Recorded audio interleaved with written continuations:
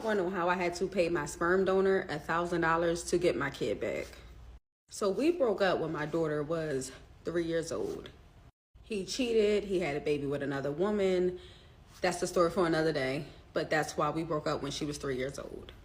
It was some healing that went on for about a year or so. And he had seen her maybe like a handful of times during that time. Now, just for context, during that time, like before I got pregnant and everything, we lived in the same house together, under the same roof, and lived together up until she was 3 years old, like a little after she turned 3. And they had a really good relationship. He was a decent father, horrible boyfriend, but decent father. So around June, she had a move up day at her school. She was moving up from like preschool up to kindergarten. So they had like this whole ceremony. You know how the kids have like a little move up day at their school. It's like, you know how now the preschoolers in kindergarten be graduating with the little cap and gowns and things of that sort. So he had came in town to see her move up. Now I say came in town because after everything had went down, he had moved out of Philly. He moved to Wilkes-Barre, PA. That's a whole nother story. But yes, he was living in Wilkes-Barre, PA. He had his father and his family was there, so he had relocated down to that area. So he came in or whatever to see her move up, and he was like, well, you never let me get her. You know, I want to spend time with her for the summer. And I'm like, he was like, but you're not gonna let me get her. Now, I did not want to seem like that bitter baby mom, and I was just and I felt like I really didn't have a reason for her not to go, because again, he was good to her. I can't name like any incident that I would say red flag. I mean, I see red flags now, but back then I couldn't see an instance where it was strong enough for me to say, no, you can't spend time with your father and your other brothers and sisters. I just didn't have a solid reason. So I told him I would get back to him. I called my mom, and me and my mom was just having a regular conversation. I was telling my mom like, hey, sperm donor wants to take my daughter for a week during the summer. And my mom was like, a week? So you're thinking about sending her? And I'm like, yeah, mom, I don't really have a reason to say no. He was good to her. I don't have no red flags. That's her father, it's her father. So I don't really have a reason to say no. And my mom told me, I don't think that you should send her. And I'm like, well, Mom, why don't you think I should send her? And my mom, and like a lot of other people's parents, are old school. Like, you don't just send your kids up and just send them up anywhere. You don't do that. So my mom really didn't have a reason. She was just like, I don't know. I just don't think that you should send her. My mom was privy to some things that went on like prior to the reason we broke up, and him kind of being like inconsistent in her life after the breakup. But I thought that was normal. When two people are breaking up and y'all separating and going separate ways, how that distance happened because we weren't living in the same house anymore. And again, I just wanted to move on. But I still wanted my daughter to have her father in her life. I wasn't trying to be the bitter baby mom. I just did not want to be that. I wanted her to have both parents, try to co-parent as best as possible, and just move on with ourselves. And I told my mom that. I'm like, I really don't have a real reason not to send her. And my mom said, I think you should think about that. I think you should rethink it. And I rethought it. And I was just like, I'm going to talk to him, and I'm going to hit him up and make sure that he got to send me his address and everything, make sure that he sent me everything. So we had talked, and I said, hey, I need your address. I need your address, and I need all your information. So he sent me his address and stuff. I looked the house up online. It was like one of those regular little like twin houses. Like if y'all ever been to like Wilkes-Barre or the county in Pennsylvania, it was like very country, townhouses in Wilkes-Barre, PA. And I asked questions. I'm like, is your girlfriend okay? Does she know that she's coming? And I know y'all gonna ask, was he still with the same girl that he had a baby with? Yes, he was still with her. And I was okay with it because again, that's her father. I'm not trying to be better. Whatever he doing, when he got her, with whoever he with, long as my child is safe. My main concern was the child. Like the child. So I said I was going to let her go. So she was supposed to be going around like Father's Day time. So she graduated like the beginning of June. And she was supposed to be going from like, let's just say, like just for like June 10th through like, she was supposed to go for like a week. It was technically 10 days, but she was supposed to go from like June 10th to maybe the 20th or the 21st or something like that, right? Like she was supposed to go for that time frame, but she was going to be down there for Father's Day. So I was like, okay, you know what? That's her dad. Father's Day, I'm going to let her go. You know, I'm going to let her go. He's never did nothing to harm her before. He always made sure she was good. So in my head, I'm like, there's no real reason, no solid reason that I have to say no, even though my mama told me not to send her. And I'm saying this because y'all listen to y'all moms. Listen to y'all mamas. They know it, they see it, they know clear as day. They know it, so listen to y'all moms. Just like when they say that friend is not your friend, well, I don't really think she for you. Y'all better listen to y'all moms because they got that tingling, like they know they can sense with their children something not right. Don't do this, don't do it, don't do it. Like, and I should have listened to my mom, y'all. Like, this story is insane. I'm telling y'all, like, I'm just warming it up, but this story is insane. So yeah, I didn't have a reason not to send her. She was going to be down there on Father's Day. I thought that it made sense for her to be with her father on Father's Day, so I was like, I'm going to send her. Now, it was a tight time frame. So she was supposed to be down there for like a certain amount of time, like 10 days or so. And then her birthday is the 22nd, June 22nd. And then right after her birthday, we was going to Disney World for a week. I was taking her and her little cousin to Disney World for a week because her little cousin's birthday is in like the end of May. Her birthday's in June. They were born on the same year. They was both 5 or about to turn 5. So me and my cousin had planned this trip for them to go to Disney World for a week, and I was taking them. It was just me and the kids. We was gonna go down there and spend their 5th birthday and go to Disney World for the week. So I'm packing her bags. I'm getting her ready. I'm the type of mom, when I send my kid, I'm gonna send my kid with money. I'm going to send my kid with the clothes on their back. I'm gonna send my kid with food. So make sure her hair is done. So I'm getting her ready. I made sure that she came straight. He didn't have to do nothing. Made sure that my kid was set. Made sure that she was 100% straight. So he didn't have a car at the time. So I said, you know what? I will drop her off to you. Like, I didn't mind. I think it's good to know where your kid is going to be at and things of that sort. So we scheduled a time and a date for me to drop her off out there. So I took I was planning on taking an 1.5-hour drive to make sure that she was good to drop her off.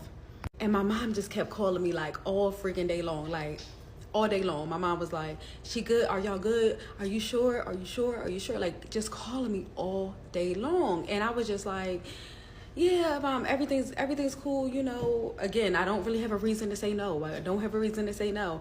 My mom was like, I know, but you sure? Like, just have been calling me all day long that day. Like, stayed on the phone with me almost like the whole drive up there. Like, just kept calling my phone. I promise you, my mom she must have had that mother's intuition because she just kept calling me.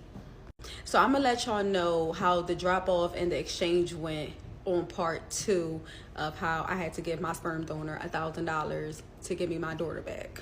All right, y'all. Bye. Part 2 on how I had to pay my sperm donor $1,000 to give me my daughter back. Yes, he extorted me for $1,000. So we are at the drop-off now, guys. And we meet at like this grocery store. It had to be like a Kroger's or something like old-fashioned, like maybe a Wise Market. We meet at this grocery store, and I picked up food, snacks for her and all the kids. Like, hey, pick up whatever y'all want. And I probably spent over $200 on all the groceries. And no, I wasn't getting food stamps. Okay, over $200 on all the groceries. I dropped them off at the house, hugged my daughter, asked her, was she okay? Did she want to go? She kept saying yes, she was okay. I'm like, okay, please hook her iPad up to the internet. So she calls me maybe 10 minutes later. iPad is hooked up to the internet. I'm talking to her. She seems like she's fine. I go on and about my way back home. So I'm communicating with my daughter regularly, okay? Like, regularly, like maybe 2 to 3 times a day at this point. I'll call her. She'll call me on the FaceTime morning, noon, and before she go to bed. You know, I had to work all week, you know, whatever. Like, we were communicating regularly. I might have only texted him maybe 2 or 3 times throughout like the first few days. Like I was talking to her, so everything was fine because I was talking to her. So towards that weekend, I had went to the beach for the weekend. Yo, I had my daughter for the first time. I'm in my like earlier 20s. And I was like, well, you know what? Me and my older sister, she wanted to go to the beach. We went out to Virginia Beach. So that Saturday, I talked to my daughter the whole day. I went out to Virginia Beach that Friday. I talked to her Friday. I talked to her all day Saturday. Sunday was that Father's Day. Father's Day come. Sunday come. I talked to my daughter that morning. She was like, she was fine. Everything was good. Whatever. I get a text right after I talked to her on her iPad. I get a text. He was like, oh, you're not going to say Happy Father's Day to me? It's Father's Day. Like, you ain't going to say Happy Father's Day to me? And I'm confused. I'm like, now, when we was in a relationship, we celebrated Father's Day and Mother's Day. But outside of a relationship, we wasn't celebrating Father's Day and Mother's Day for each other. I didn't get a Happy Mother's Day and wasn't expecting one from him at all. But I'm trying to play nice. I'm like, oh, well, Happy Father's Day. Even though he had his child. So you got your kids. It's Father's Day, you got your kids. But I'm like, okay, Happy Father's Day. He began to text me and say, oh, well, you out at the beach. It's Father's Day weekend. You out at the beach probably with another N-word. You out at the beach with another N-word. So, you know, you got money to be on the beach and stuff like that. You know, why don't you send me a couple dollars for your daughter? Yo, I cannot make this up. This man said, why don't I send him a couple dollars for my daughter? He asked me for money. I'm like, I left money in Sanaa's bag. I left about $300 in Sanaa's book bag. I'm like, so anything that she needs to do, that should cover the cost for anything that she needs to do. He said he spent that money already. I didn't even ask what he spent the money on. I said, okay, well, I don't know what you want me to do, but I'm not sending you no money for Father's Day. I'm not sending you no money. I already sent my kid with everything she needed, and left $300 in the bag, and sent her with food and everything she needed. Up to the Vaseline she had to grease her behind with, okay? Everything she needed. I'm not sending you no money. He then stopped responding. Cool. Maybe an hour or two later, I called my daughter on her iPad. No answer. I'm like, I pick up the phone. I try to call him at this point. Phone goes straight to voicemail. Phone goes straight to voicemail. Phone goes straight to voicemail. I'm like, he blocked me. I called from *67. The phone ring. I said, oh, he blocks me. So now I get on Facebook and on Facebook Messenger and hit him up like, so I can see that he read the messages. I'm like, why would you block me and you have Sanaa? Like, you cannot block me and you have my baby. Oh, you out there, it's Father's Day weekend. You out there with another nigga. You out there with another, and it's Father's Day or whatever. You better send me some money or something like that, or she not answering the phone. Send me some money or she not answering the phone. You know what? How about I start asking her question, what, this dude live with you? What, this dude live with you? Mind you, he don't even know if I'm with a man or not in Virginia Beach. He knows I'm with my sister. He assumed I was with another man though. Which is so strange because, yo, we had after the whole baby situation and after we broke up. We broke up. Like, it was no spinning the block. Y'all know how, like, y'all be spinning the block with y'all baby daddies. I ain't spinning the block with mine. All right, you have a baby on me, that's it. All right, I ain't spinning the block with mine. So I was so confused where all this energy was coming from. I'm like, where's this energy coming from? He like, yeah, I'm questioning my daughter right now, and I'm going to make sure ain't nobody doing nothing to her. Maybe that guy is doing something to her. That guy probably doing something to her. Oh, yeah. She said that guy probably doing a little something to her, right? You gonna send her money now? I cannot make this up, y'all. I cannot make this up. He said this guy probably doing something to her, something like that. I don't know. I might need to take her to the hospital or something. I need to take her to the hospital. Yeah, you ain't getting her back. You not getting her back. I need to take her to the hospital. She needs to get checked out. I gotta. So you gonna send the money now? You gonna send some money? I read the text messages 4 times, and before I responded, I said, this dude gotta be. I said, my daughter says, I said, I ain't even got no man. I'm like, that's a lie. I'm like, that's a lie. You're lying. He wanted to know if I had a man or not. I'm like, that's impossible. I said, so stop lying. I said, you're fishing. You're fishing for stuff, and you're mad because I'm at the beach on Father's Day, and you with your kids, I guess. I'm like, this is so strange. I told him, like, this is a strange situation. Mind you, anybody I was dating have never been around my kid, right? Have never been around my kid. And he was assuming I was with another man. Had no evidence, just was assuming. And anybody I was around had not been around my kid. Anybody I was dating or dealing with had not been around my kid at all. Not even inside my house. So I'm like, yo, this dude is fishing. Like, he's fishing. He just wants to know what I'm doing, if I'm laid up, whatever. He was just fishing. He is like, yeah, you ain't getting her back. I got her now. You not getting her back. I said, I'm not getting her back. He said, yeah, you not getting her back. I said, oh, I bet you I get my baby back.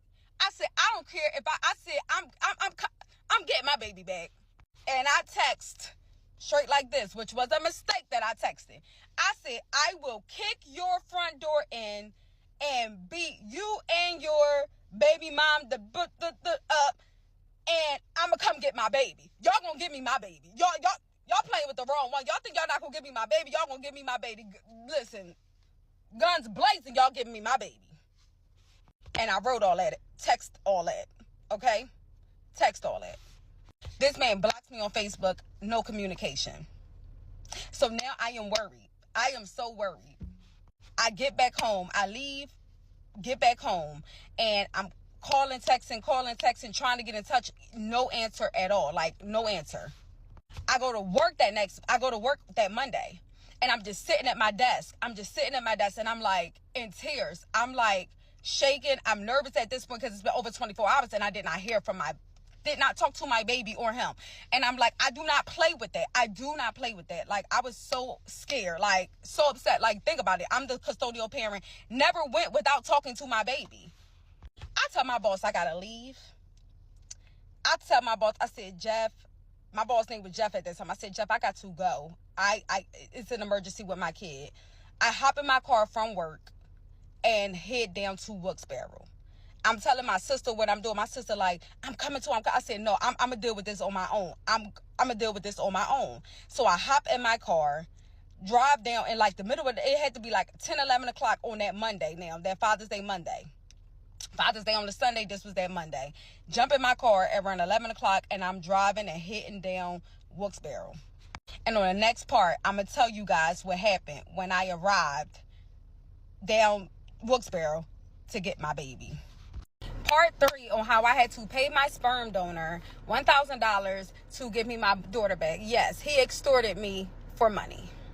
So I left work and I am on my way to Wilkes-Barre, PA to get my baby. Yo, I get there, boom, I get there in like an hour, okay? So when I get there, I get out the car and knock on the door. Boom, boom, boom, boom, boom. Boom, boom, boom, boom, boom. Nobody's answering the door. I go around the back. Boom, boom, boom, boom, boom. Boom, boom, boom, boom, boom. Nobody's answering the door. I turn the knob and walk in the house. Yeah, I walks in the house. The door was unlocked. I walk in the house.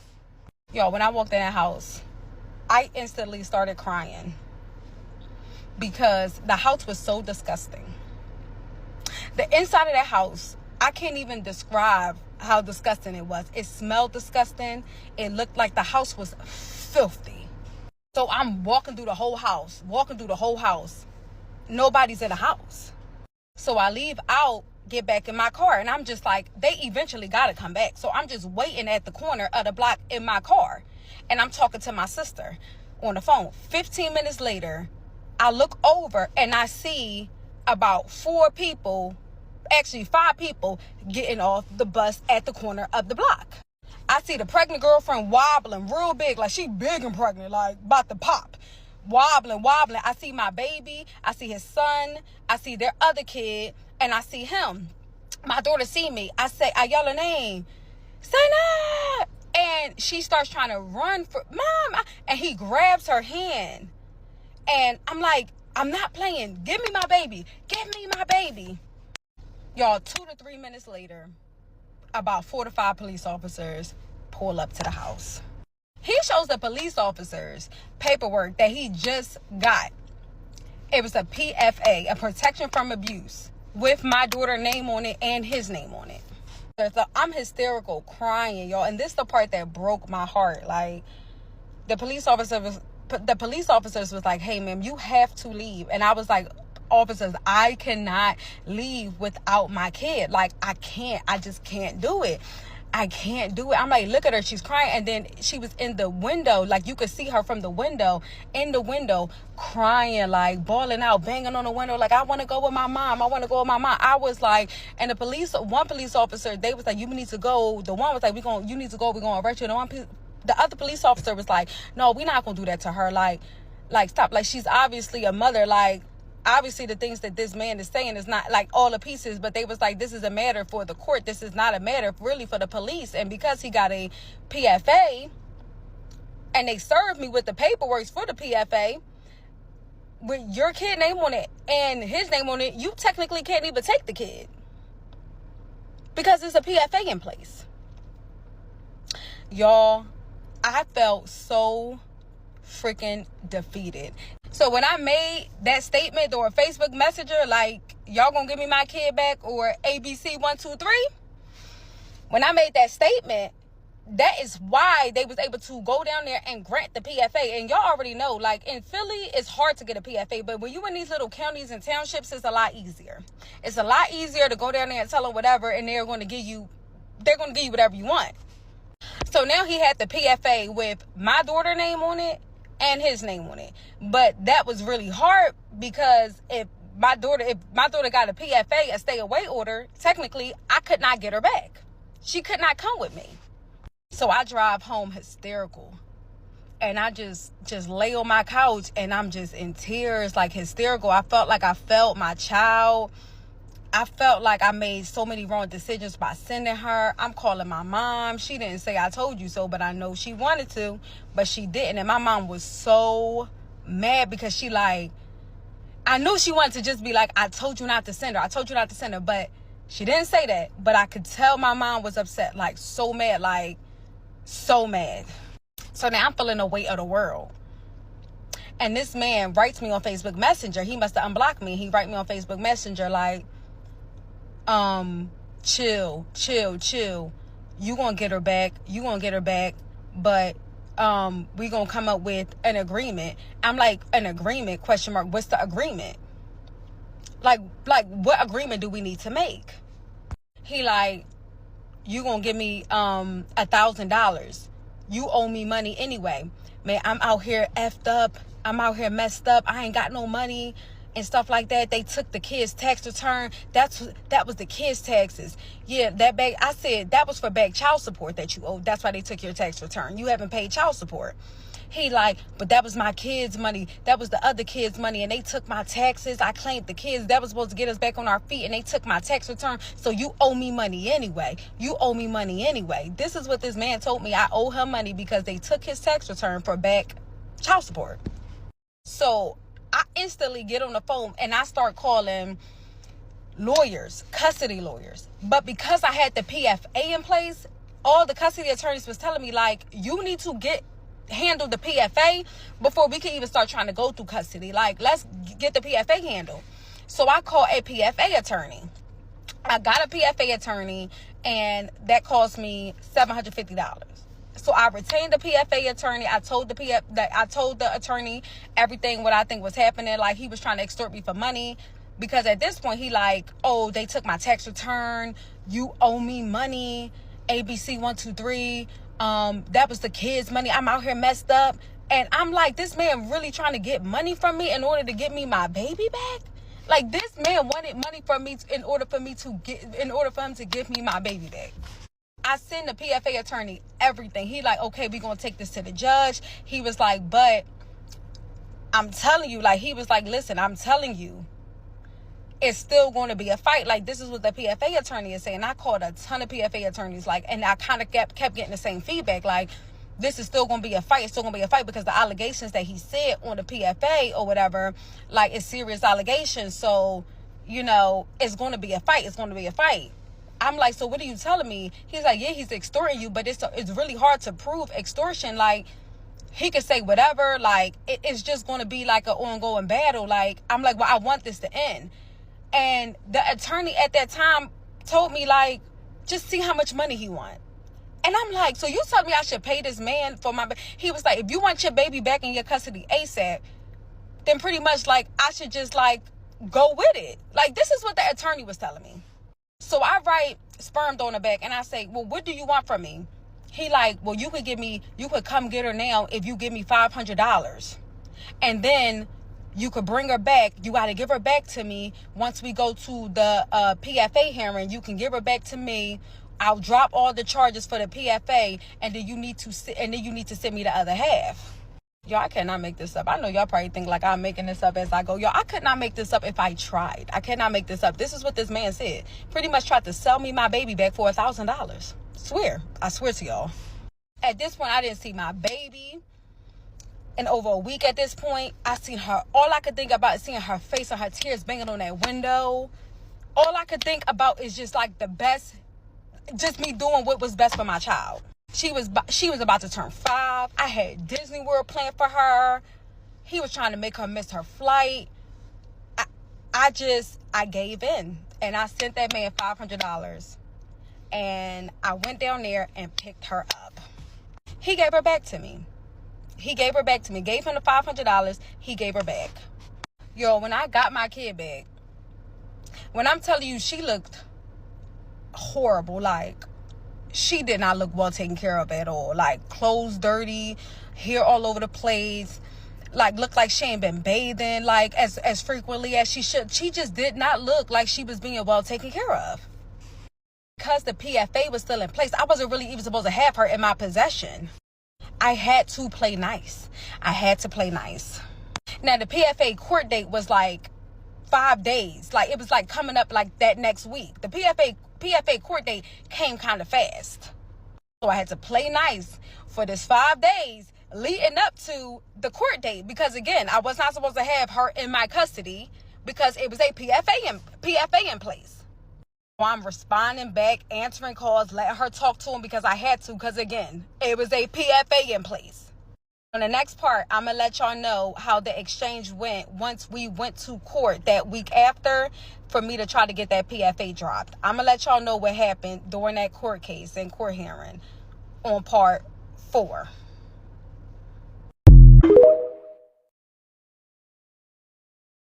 Part 4 on how my baby daddy made me pay him $1,000 to give me my child back. Yes, he extorted me for money. Now, this is the first $500 I gave him. I screenshotted this Cash App on July 9th of 2018.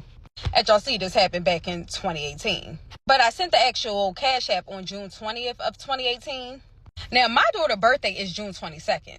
So as y'all see, the timelines, boom, boom, boom, boom, boom. Like I told y'all on my part 1. If y'all need to go back and watch part 1 so y'all can understand what I'm saying. That's why I gave y'all that introduction so that y'all can understand the timeline and what I was really facing. So he tried to keep my daughter from me on her actual birthday. Another reason why I decided to just pay him because I wanted my baby to have a good birthday. Like, I am that mom. He knew that would have crushed me, broke my heart. I've never spent a birthday or holiday without my baby. Like, he knew that he had the upper hand on me. He knew how important my baby birthday is and how important my baby birthday always was. He was trying to hurt me. So I sent him the $500 on June 20th, and he released her to me and let me take her. Now, again, the PFA was still in place. So I technically wasn't even supposed to have her because the PFA was in place with her name on it. So I knew I had to play nice because at any given moment, he could have said, bring her back, or called the police on me, and I would have been locked up for violating a protection from abuse order. So the PFA hearing was on June 26th. I get to court. He was already there. Okay? I talked to my lawyer because I did obtain a lawyer. Now, me and my lawyer had been talking. So my lawyer told me that he was going to get there early to talk to the judge to let the judge know what I was experiencing. But we had to be strategic because I wanted sperm donor to drop the PFA. I did not want him to, I wanted him to go with the arrangement and go with the agreement and just drop the PFA. But once I arrived to court, I had to give him my daughter back because technically she was supposed to be in his custody because we was there for a PFA hearing with my daughter's name on it. So I had to release my baby back to him. Y'all, when I'm telling you my baby was about to turn him every which way, y'all, this girl was kicking, crying, screaming. She did not want to go back with him. I picked my baby up and said, look, I'm not leaving here without you. I got you, girl. I got you. Do mommy a favor. Give mommy 1 hour, okay? Give mommy 1 hour. She said, you promise? I said, baby, I promise. Listen, y'all, tears running down my eyes. I'm like, girl,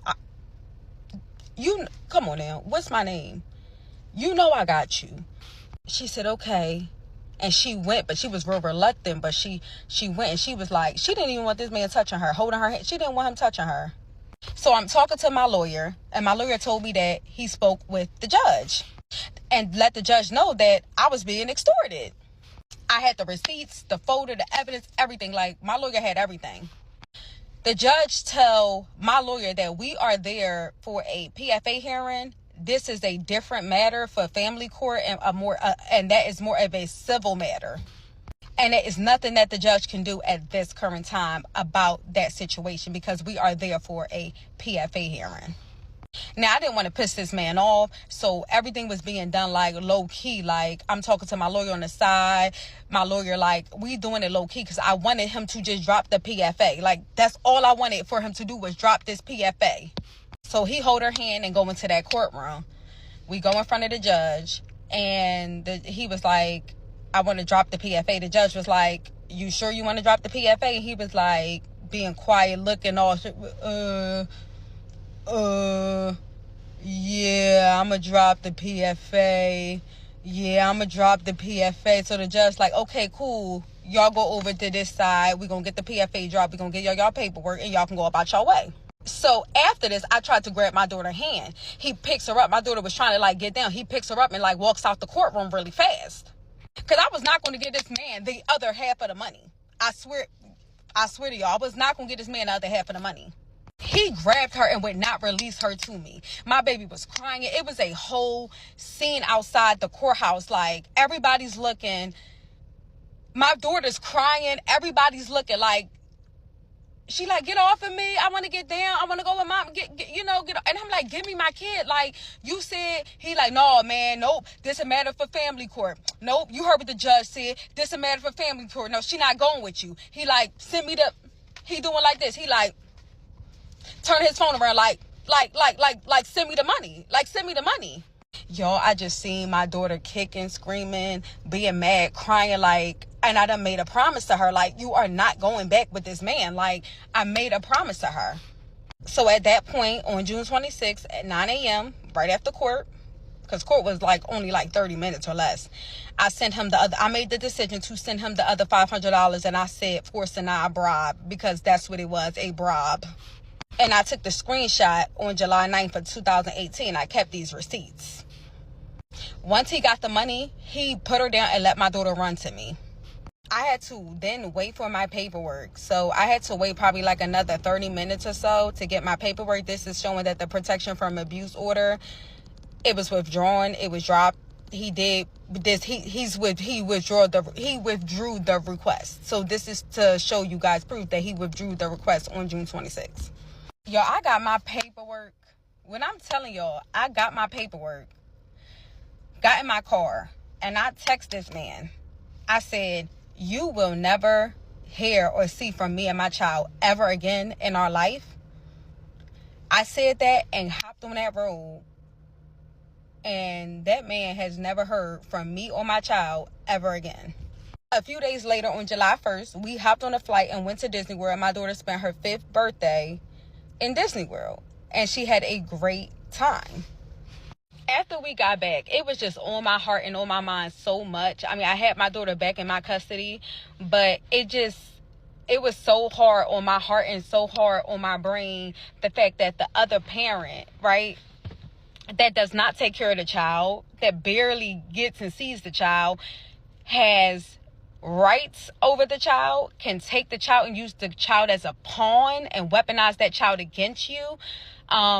So I took action. I had to wait till I got my coins up, because this had cost me a lot of money, and I'm a single mother, and I was just working a regular full-time job. I did not own a business at this time, so I did not have a lot of money or resources.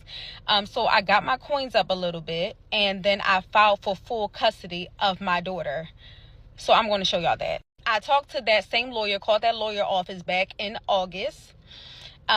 Put the petition in once I got all the money in September, and was awarded sole custody of my daughter. I was awarded sole custody of my daughter in October of 2018. It was traumatizing to me. It was traumatizing to her. And the sad part is she still remember what happened, still to today. She remember everything. Like, she even told me extra things, like, that I didn't even know. Like, she even told me extra things, and it just, like, still kind of, like, put a damper on my heart and my feelings. But I told her, like, she no longer have to worry about that. It's my job to protect and provide for her. So my child understands. She understands very well what happened. She understands very well why he is no longer a part of her life. And she agrees with the decision that was made. My kid is now 11. You know, she's in middle school now. And she has a father figure in her life. Great guy. Can be trusted. Great father figure in her life. So in the last like 6 or 7 years, I only seen this man maybe like 2 times. Only seen him about 2 times, and it was going to child support court. Of course, he was years and years and years behind on his child support. So we had a few contempt hearings where he had to show up, and he showed up to maybe like 2 of them. He did not show up to the custody court battle. That's why it was so easy for me to get sole custody of my child, because he didn't even show up. So just months after him taking her and not giving her back and putting me through the court system, this man would not even show up for custody court. Pretty much just gave me sole custody of her. He just wanted the money, and he just wanted to hurt me. He doesn't call or reach out. The only time he emails me is when they take his taxes. And boy, I could show those receipts, because I got a folder with his name on it of nothing but nasty emails that he sent me every time they proceed to take his taxes, because he don't pay his $343 a month in child support. But I hope my story helps someone. Do not take custody as a joke. Don't be thinking that these men don't want these kids, because they would do anything a lot of times just to hurt you. And if y'all are anything like me, the only way that you can truly hurt me is through my child. Because I don't love nothing in this world more than her. So this ends my story time, y'all. Bye.